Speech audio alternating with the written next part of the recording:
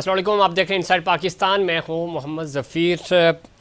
इमरान खान की गिरफ़्तारी और उसके बाद की सूरत हाल पूरे पाकिस्तान में ही सूरत हाल तशवीशनाक थी। इस हवाले से आज वज़ीर-ए-आज़म पाकिस्तान ने कहा कि जो भी शरपसंद अनासिर हैं उनके साथ सख्ती से निपटा जाएगा और किसी को भी कानून हाथ में लेने की इजाज़त नहीं दी जाएगी। और जो शरपसंद अनासिर हैं, जो मुल्क का अमन अमान ख़राब कर रहे हैं, जो सरकारी इमलाक को नुकसान पहुँचा रहे हैं, फ़ौजी इमलाक को नुकसान पहुँचा रहे हैं, उनको सख्त से सख्त सज़ा दी जाएगी। और आज उन्होंने कहा कि खान साहब ने करप्शन किया और करप्शन के नतीजे में उनको गिरफ़्तार किया गया है और ये बहुत सारी चीज़ें हैं जिनका उनको सामना करना पड़ेगा। और इसी चीज़ को बुनियाद बनाकर आसिफ अली ज़रदारी ने भी कहा कि इमरान खान करप्शन केस में गिरफ़्तार हुए हैं और उनको अदालतों का सामना करना चाहिए। वो दावे करते थे कि आइन और कानून की बालादस्ती पे यकीन रखते हैं, तो अब जब ये केस है और इस केस का उनको सामना करना होगा, अदालतों में पेश होना होगा। और इससे पहले भी वो अदालतों से में पेश होने से कतराते रहे, कुछ जगहों पे वो पेश भी हुए, लेकिन किसी भी तरह इस मुल्क के अंदर अफरा तफरी या जो अमन अमान की सूरत हाल है वो ख़राब नहीं होने दी जाएगी। दूसरी तरफ सबसे इम्पॉर्टेंट ISPR का जो बयान आया, ISPR ने कहा कि इमलाक तनसीबात पर हमले वसी तर मुल्की मफाद में सब्र से काम लिया। क्या पाक अफवाज ने तहम्मुल बुर्दबारी का मुजाहरा किया और उन्होंने किसी किस्म का कोई रद्द अमल शो नहीं किया। इस पूरे अमल में बज़ाहिर ये लग रहा था कि मुनज़्ज़म साजिश के ज़रिए ये सब कुछ किया गया और फ़ौजी जवानों को उकसाने की कोशिश की गई कि वो किसी तरह का फ़ौरी रद्द अमल दें।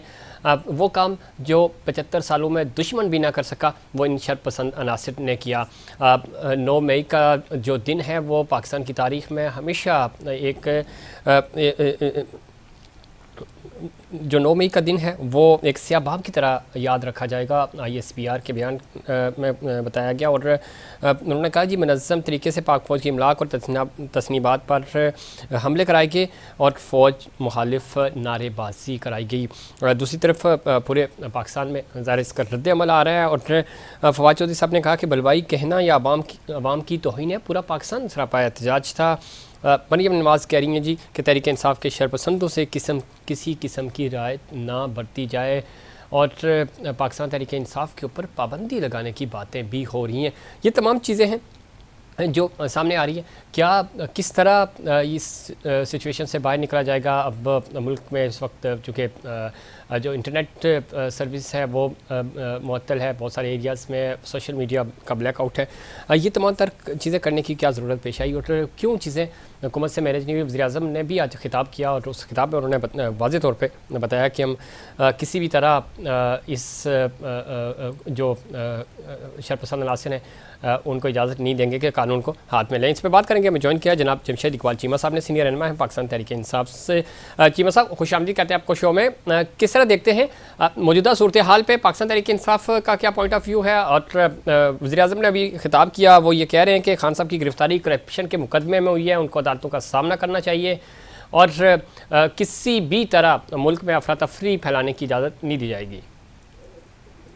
देखिए, हमारी पार्टी का तो नाम ही तहरीक इंसाफ है और बुनियादी जो नारा है वो रूल ऑफ लॉ है कि कोई बंदा अबव द लॉ नहीं है।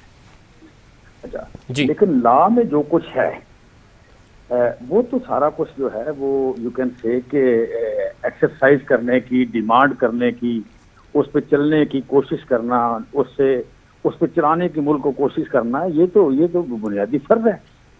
हम बात कर रहे हैं कि इस मुल्क में जो लोग, जो तबकात करप्शन करते हैं और ताकत और दौलत का इर्तकाज उसी तरह करें जिस तरह पुराने बादशाह करते थे, इससे बाहर आना पड़ेगा, वरना ये मुल्क कभी भी अमीर नहीं हो सकता। यहाँ के लोग गरीब रहेंगे और दौलत और ताकत चंद बड़े घरों में, जो 20-20 हज़ार कनाल के घरों में रह जाएगी।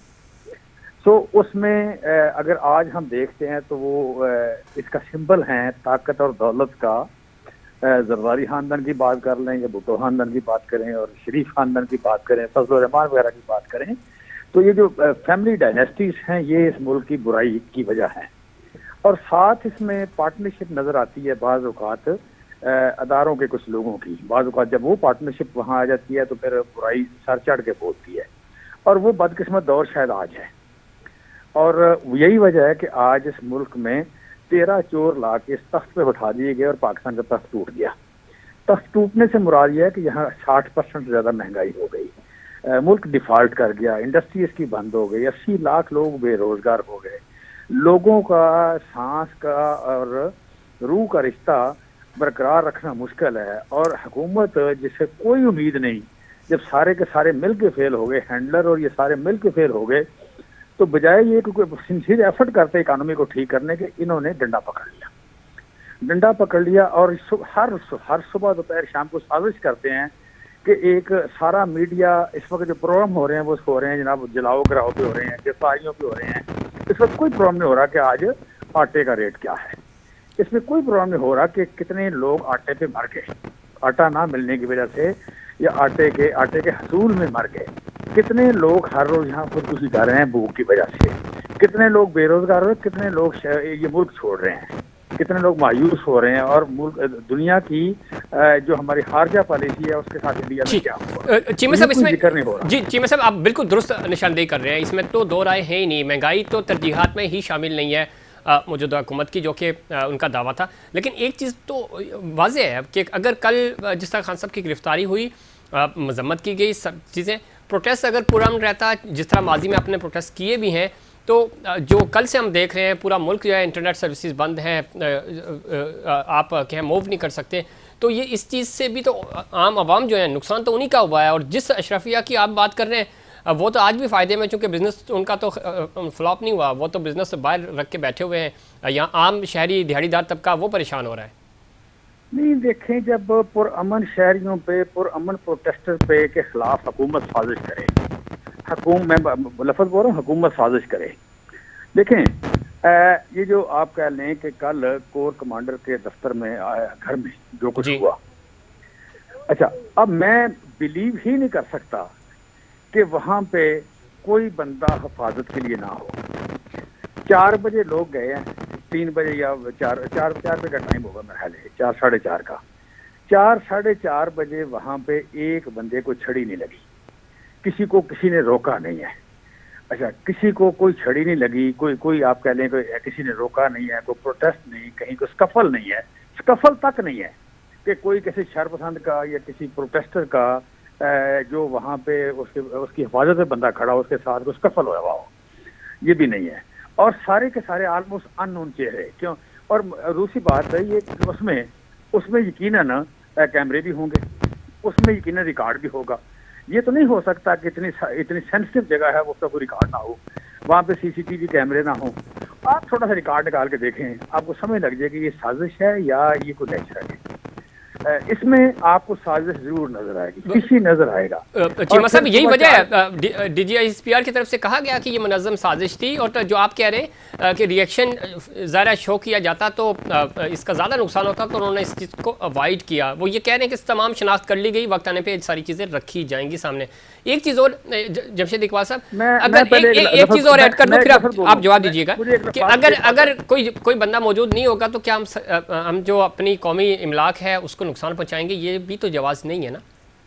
जी मैं कहना चाह रहा हूं जी चीमा साहब प्लीज। जिस तरह के लफ्ज बोलते हैं ना, इस तरह के लफ्ज तो कभी अपोजिशन और गवर्नमेंट बोलती है आपस में, इस तरह के लफ्ज कभी आप कह लें कि न्यूट्रल अदारों ने बोले ही नहीं है। जिस तरह के लफ्ज और जितनी DGISPR के इस वक्त रेपुटेशन है जी, वो भी बड़ी अफसोसनाक है, वो भी बड़ी अफसोसनाक है। और इस बात का सबसे ज्यादा गुस्सा करते हैं ये, मतलब सुबह दोपहर शाम आप 3 बार झूठ बोले और आपको कोई झूठा कहे भी ना, ये कैसे हो सकता है? ये मुतालबा बड़ा अजीब है, ये हाश ही बड़ी अजीब है कि आप सुबह दोपहर शाम सियासत करें और आप सियासत में नाम ना आए और साथ साथ कहें हम सियासत में हिस्सा नहीं लेते।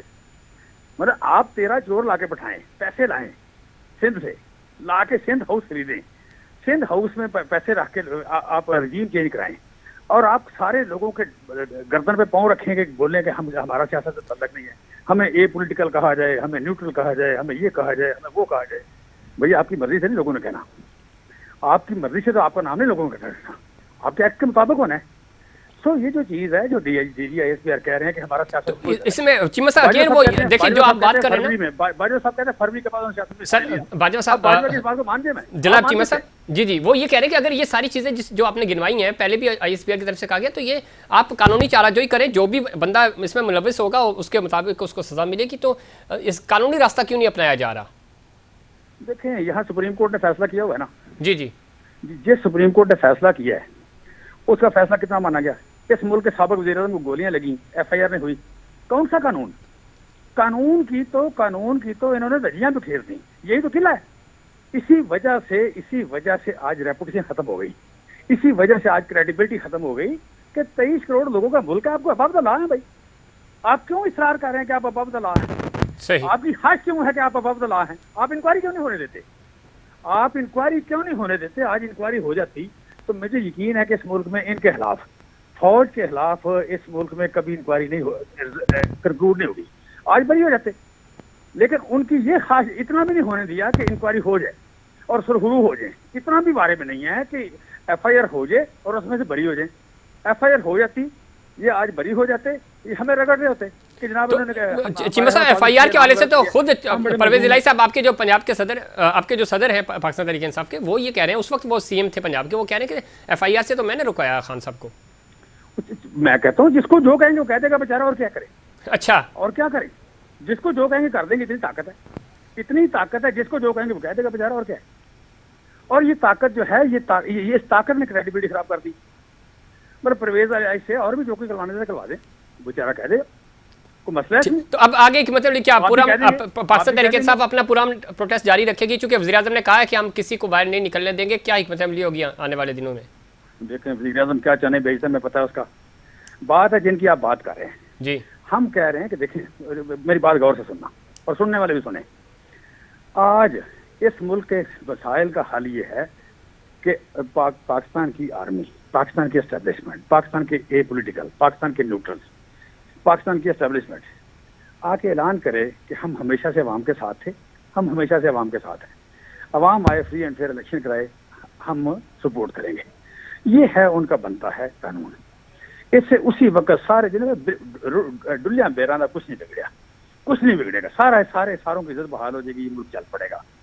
अगर इससे हट के अवाम को हरा देते हैं तो डेफिनेटली उनके पास डंडा है, उनके पास गन है, हरा देंगे वो लोगों को अंदर बांट देंगे, ठीक है, वो गिरफ्तार भी कर लेंगे, घंटी भी लगा लेंगे, कान भी पकड़ा लेंगे, अवाम को हक दिया जाए। जमशेद जी, लेकिन अगर उन्होंने अवाम को हरा दिया तो ये सबसे बुरी शिकस्त होगी इनके लिए। अगर इन्होंने अवाम को हरा दिया तो ये इनकी बुरी शिकस्त होगी। ये अगर अवाम से आज हारते नजर आते हैं तो अब ये उनकी जीत होगी। इस बात को समझ लें, इनकी हार में जीत है और जीत में हार है। ठीक, बिल्कुल जमशेद इकबाल चीमा साहब, अवाम फैसला करेंगे कि अवाम किसको वज़ीर-ए-आज़म बनाते हैं। इलेक्शंस होने चाहिए, कानून की बालादस्ती होनी चाहिए, ताकि इस जो गैर यकीनी की सूरत है हम इससे बाहर निकलें और मामला बेहतरी की तरफ जाएँ। बहुत शुक्रिया, आपने प्रोग्राम में वक्त दिया। इसमें कोई दो राय नहीं है, किसी भी तरह का किसी भी शहरी को यह हक नहीं है कि वो इमलाक को नुकसान पहुँचाए, चाहे वो सरकारी इमलाक हों, प्राइवेट हों या वो फ़ौजी इमलाक हो। किसी भी शहरी है, चूँकि आप ही के टैक्स के पैसे से बनी हुई चीज़ें हैं, आपने खुद हिफाजत करनी है। ये कौमी विरसा होता है, ये पाकिस्तान का, पाकिस्तानियों का एजाज़ है, और आप इन तमाम चीज़ों को नुकसान नहीं पहुँचा सकते। ना किसी पॉलिटिकल पार्टी को इसका हक है और ना ही किसी आम शहरी को। आप किसी के नज़रिए से इख्तलाफ कर सकते हैं, आप उसका राइट फोरम इस्तेमाल करें, वहाँ प्रोटेस्ट ज़रूर करें, लेकिन आप नुकसान नहीं पहुँचा सकते इन सब चीज़ों को बुनियाद बनाकर। और जहाँ तक पाक फ़ौज की बात है, वो चूँकि सरहदों की हिफाजत करते हैं, हमारे मुहाफ़िज़ हैं, और पाक फ़ौज की वजह से ही इस वक्त जो मुल्क में अमन है, और ख़ास तौर पे जब हम दुश्मन ममालिक की बात करते हैं तो उनके सामने सी सप्लाई हुई दीवार बनकर खड़े होते हैं। तो इन जवानों का हौसला आपने बुलंद करना है। इस तरह के विजुअल्स जब पूरी दुनिया में जाते हैं, और ख़ास तौर पे जब पाक फ़ौज के जवान जो इस वक्त बॉर्डर पे मौजूद हैं वो देखते हैं, तो उनकी हौसला शिकनी होती है, हमें उनकी हौसला अफजाई करनी होगी। इस पर मज़ीद बात करेंगे, लेकिन उससे पहले कमर्शियल।